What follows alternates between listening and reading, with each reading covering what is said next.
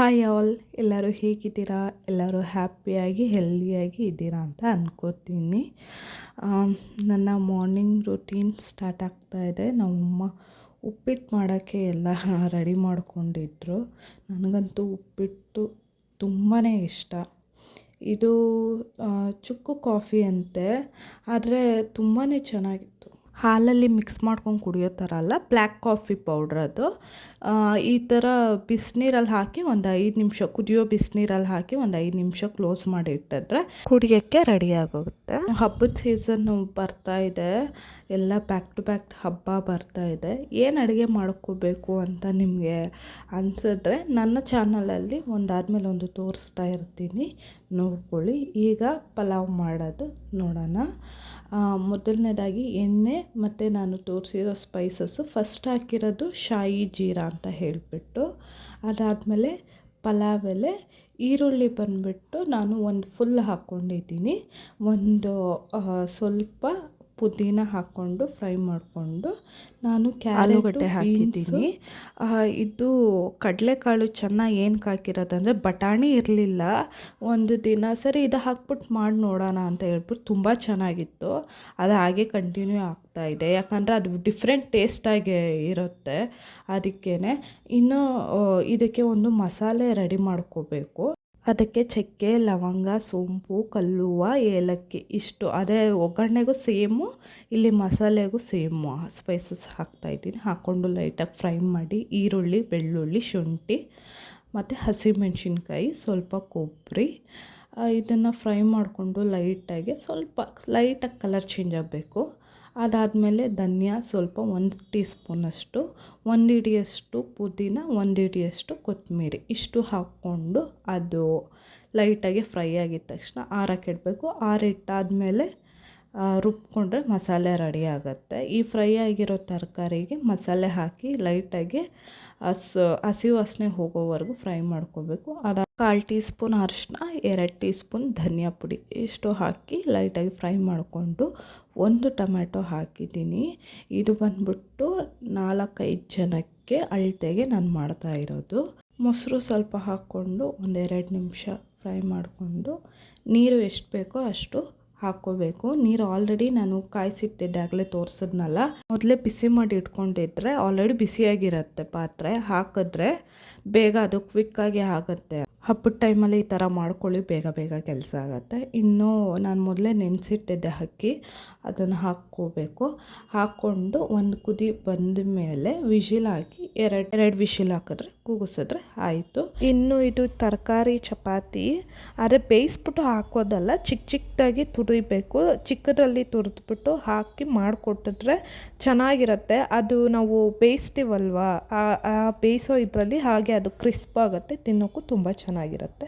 ಅಷ್ಟರಲ್ಲೇ ಬಂದುಬಿಟ್ಟು 2 ವಿಶಿಲ್ ಬಿಡ್ತು, ಸೂಪರಾಗಿ ಪಲಾವು ರೆಡಿ ಆಯಿತು. ಮದುವೆ ಮನೇಲಿ ಹೇಗಿರುತ್ತೋ ಇದಕ್ಕೆ ಪನ್ನೀರ್ ಹಾಕ್ಕೊಂಡ್ರೆ ಇನ್ನೂ ಚೆನ್ನಾಗಿರುತ್ತೆ, ಅದು ಟೇಸ್ಟ್ ಇನ್ನೂ ಎನ್ಹಾನ್ಸ್ ಮಾಡ್ಬೋದು. ಇನ್ನು ಇದರಲ್ಲಿ ಬೇಕಂದರೆ ಮಶ್ರೂಮ್ ಕೂಡ ಹಾಕಿ ಮಾಡ್ಬೋದು, ಅಂದರೆ ಅದಕ್ಕೆ ಬೇರೆ ಥರ ಮಸಾಲೆ ಇಟ್ಟು ಮಾಡ್ತಾರೆ.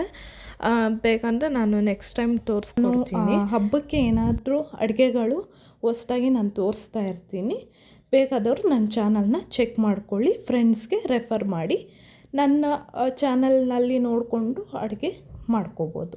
ಇನ್ನು ಇಂಡಸ್ ವ್ಯಾಲ್ಯೂವರ್ದು ಇದು ಸೆಟ್ ತೊಗೊಂಡ್ವಿ. ಇದು ಸೀಸನಿಂಗ್ ಹೇಗೆ ಅಂತ ನಾನು ತೋರಿಸ್ತಾ ಇದ್ದೆ ನಮ್ಮಮ್ಮಗೆ, ನೋಡಮ್ಮ ಈ ಥರ ಮಾಡೋದು ಹೀಗೆ ಅಂತ. ಅದೇನು ತೋರಿಸ್ತೀಯ, ನೀನೇ ಮಾಡಿಬಿಡು ಅಂತ ಹೇಳಿದ್ರು. ಸರಿ ಅಂತ ಹೇಳಿಬಿಟ್ಟು ಫಸ್ಟ್ ಟೈಮ್ ನಾನು ತೊಗೊಂಡು ಮಾಡ್ತಾಯಿದ್ದೀನಿ. ಕ್ಲೀನಾಗಿ ಅದು ವಾಶ್ ಆಗಬೇಕು, ಯಾಕಂದರೆ ಎಲ್ಲ ಅದರದ್ದು ಪಾರ್ಟಿಕಲ್ಸ್ ಎಲ್ಲ ಇರುತ್ತಲ್ವ, ಅದೆಲ್ಲ ಫುಲ್ಲು ರಫಾಗಿ ಉಜ್ಜಬಾರ್ದು, ಅದು ಇದಾಗ್ಬಿಡತ್ತೆ. ಸೊ ಮೀಡಿಯಮಾಗಿ ನಾನು ನಾರ್ಮಲ್ ಸ್ಕ್ರಬ್ಬಲ್ಲಿ ಒಂದು ಸರ್ತಿ, ಈ ಥರ ಸ್ಟೀಲ್ ಸ್ಕ್ರಬ್ಬಲ್ಲಿ ಒಂದು ಸರ್ತಿ ವಾಶ್ ಮಾಡ್ಕೊತಾ ಇದ್ದೀನಿ, ಯಾಕಂದರೆ ನೀಟಾಗಿ ಆಗಲಿ ಅಂತ ಹೇಳಿಬಿಟ್ಟು. ಹಾಕ್ಕೊಂಡು ಚೆನ್ನಾಗಿ ವಾಶ್ ಮಾಡಿ ಇಟ್ಕೋಬೇಕು.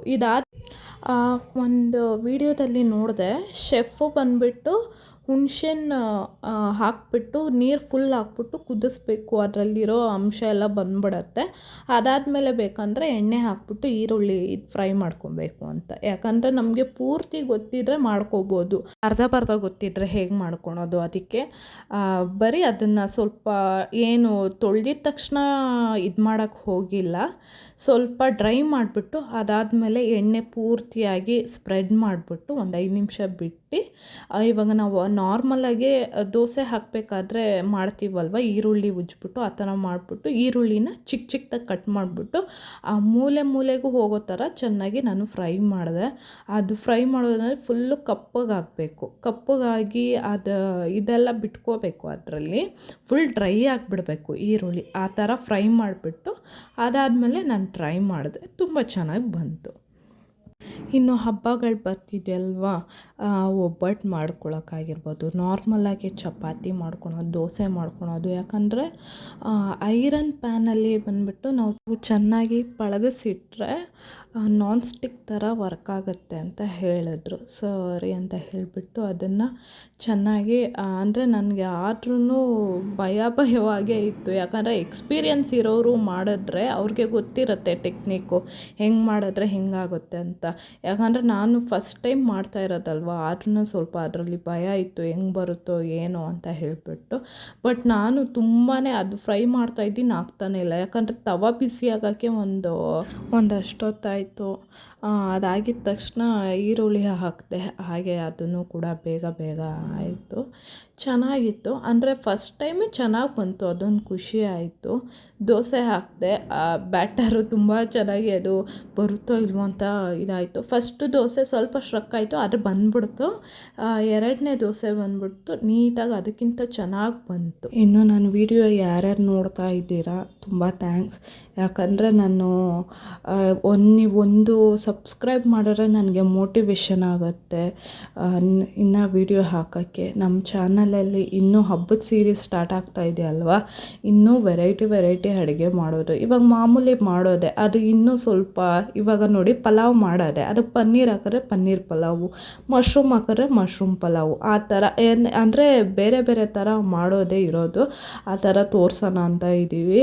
ನಮ್ಮ ಚಾನಲಲ್ಲಿ ಇನ್ನೂ ಚೆನ್ನಾಗಿರೋ ಅಡುಗೆಗಳು ಬರುತ್ತೆ, ಮತ್ತು ಸ್ಕಿನ್ ಕೇರು, ಹೇರ್ ಕೇರು, ಮತ್ತು ಹೆಲ್ತ್ ರಿಲೇಟೆಡು ಡ್ರಿಂಕ್ಸು, ಈ ರೀತಿಯ ವಿಡಿಯೋಗಳು ನಮ್ಮ ಚಾನಲಲ್ಲಿ ಇನ್ನು ಮುಂದೆ ಬರ್ತಾ ಇರುತ್ತೆ.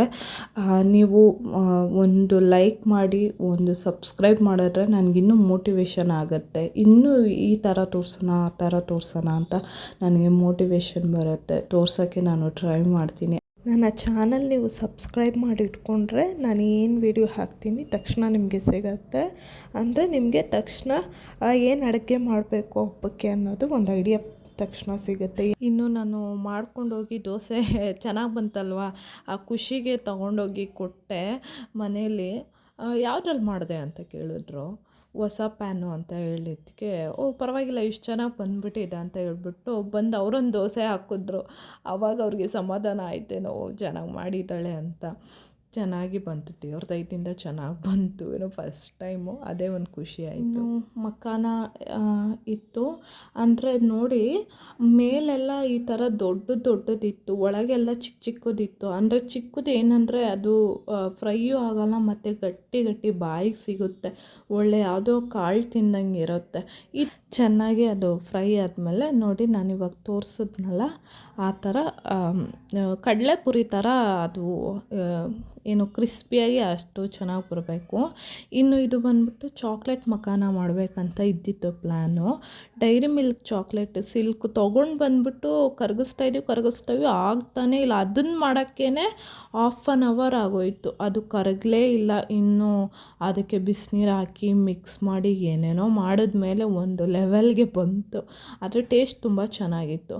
ಅದರಲ್ಲೇ ಹಾಕಿ ಮಿಕ್ಸ್ ಮಾಡಿ ಸ್ವಲ್ಪ ಅದನ್ನು ಡ್ರೈ ಮಾಡೋಕ್ಕೆ ಬಿಡಬೇಕು. ಯಾಕಂದರೆ ಹಾಗೆ ಬಿಟ್ಬಿಟ್ರೆ ಒಂದಕ್ಕೊಂದು ಅಂಟ್ಕೊಂಡು ಮುದ್ದೆ ಥರ ಆಗಿಬಿಡುತ್ತೆ. ಮತ್ತು ಇನ್ನೊಂದೇನೆಂದರೆ ಮೆತ್ತಗೆ ಆಗಿಬಿಡುತ್ತೆ, ಅಷ್ಟೊಂದು ಚೆನ್ನಾಗಿರಲ್ಲ ಟೇಸ್ಟು. ತಿನ್ನು ಅಲ್ಲಿ ನೋಡ್ಕೊ. ನೀನೇ ಕಡ್ಡ ಬಿಟ್ಟಿದ್ದ ಚಾಯ್ತಾ ಸೂಪರ್.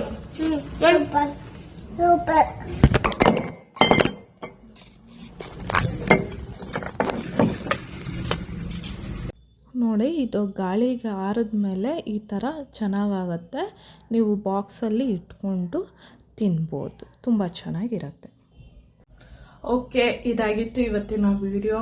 ನನ್ನ ವಿಡಿಯೋಲಿ ನನ್ನ ವಾಯ್ಸ್ ಏನಾದ್ರು ಸ್ವಲ್ಪ ವ್ಯತ್ಯಾಸ ಇದ್ದರೆ ದಯವಿಟ್ಟು ಕ್ಷಮಿಸಿ.